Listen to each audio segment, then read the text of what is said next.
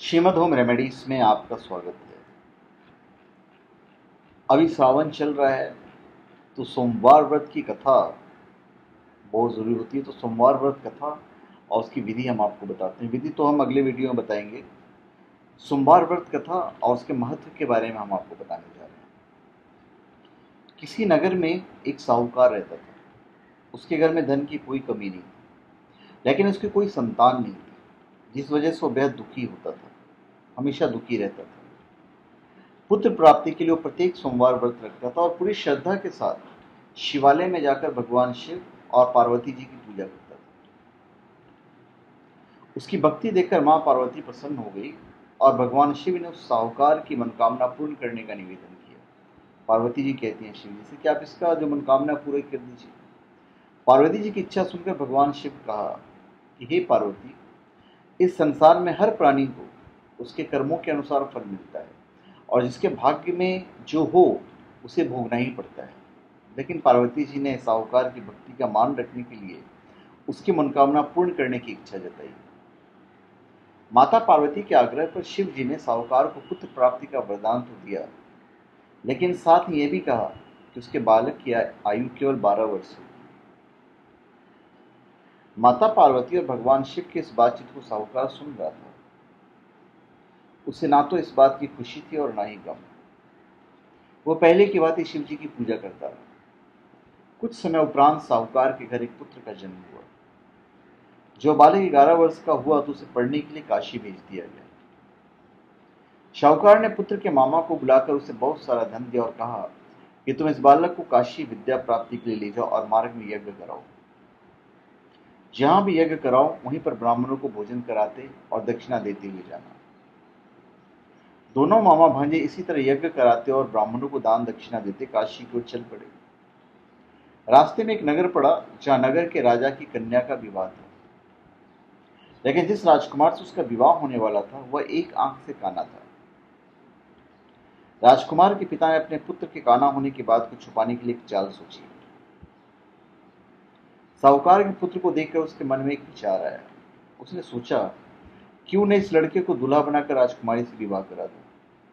विवाह के बाद इसको धन देकर विदा कर दूंगा और राजकुमारी को अपने नगर ले जाऊंगा।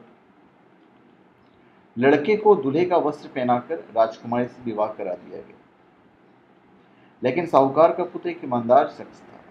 उसे बात न्याय संगत नहीं लगी। उसने अवसर पाकर राजकुमारी की चुन्नी के पल्ले पर लिख दिया कि तुम्हारा विवाह मेरे साथ हुआ है, लेकिन जिस राजकुमार के संग तुम्हें भेजा जाएगा वह एक आंख से काना है। मैं तो काशी पढ़ने जा रहा हूं। जब राजकुमारी ने चुन्नी पर लिखी बातें पढ़ी तो उसने अपने माता पिता को बात बताई।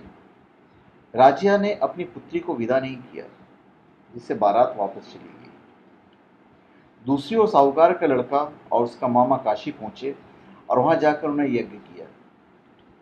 जिस दिन लड़के की आयु 12 साल की हुई उसी दिन यज्ञ रखा गया। लड़के ने अपने मामा से कहा कि मेरी तबीयत कुछ ठीक नहीं है। मामा ने कहा कि तुम अंदर जाकर सो जाओ। शिव जी के वरदान के अनुसार कुछ ही क्षणों में उस बालक के प्राण निकल गए। मृत भांजे को देखकर उसके मामा ने विलाप करना शुरू कर दिया। संयोगवश उसी समय शिवजी और माता पार्वती उधर से जा रहे थे। पार्वती ने भगवान से कहा, प्राणनाथ, मुझे इसके रोने के स्वर सहन नहीं हो पा रहा है। आप इस व्यक्ति के कष्ट को अवश्य दूर करें। जब शिव जी मृत बालक के समीप गए तो बोले कि उसी साहूकार का पुत्र है जिसे मैंने 12 वर्ष की आयु का वरदान दिया है। अब इसकी आयु पूरी हो चुकी है। लेकिन मातृभाव से विभोर माता पार्वती ने कहा कि हे महादेव, आप इस बालक को और आयु देने की कृपा करें, अन्यथा इसके वियोग में इसके माता पिता भी तड़प तड़प कर मर जाएंगे। माता पार्वती के आग्रह पर भगवान शिव ने उस लड़के को जीवित होने का वरदान दिया। शिव जी की कृपा से वो लड़का जीवित हो गया। शिक्षा समाप्त करके लड़का मामा के साथ अपने नगर की ओर चल दिए। दोनों चलते हुए उसी नगर में पहुंचे जहां उसका विवाह हुआ था। उस नगर में भी उन्होंने यज्ञ का आयोजन किया। उस लड़के के ससुर ने उसे पहचान लिया और महल में ले जाकर उसकी अवभगत की और अपनी पुत्री को विदा किया। इधर भूखे प्यासे रहकर साहूकार और उसकी पत्नी बेटी की प्रतीक्षा कर रहे थे। उन्होंने प्रण कर रखा था कि यदि उन्हें अपने बेटी की मृत्यु का समाचार मिला तो वह भी प्राण त्याग देंगे, परंतु अपने बेटे के जीवित होने का समाचार पाकर वो बेहद प्रसन्न हुए। उसी रात भगवान शिव ने व्यापारी के स्वप्न में आकर कहा कि हे सृष्टि, मैंने तेरे सोमवार के व्रत करने और व्रत कथा सुनने से प्रसन्न होकर तेरे पुत्र को लंबी आयु प्रदान की है। इसी प्रकार जो कोई सोमवार व्रत करता है या कथा सुनता है और पढ़ता है, उसके सभी दुख दूर होते हैं और समस्त मनोकामनाएं पूर्ण होती हैं। धन्यवाद। आप हमारे चैनल पर सब्सक्राइब करें और अपने कमेंट दीजिए। धन्यवाद।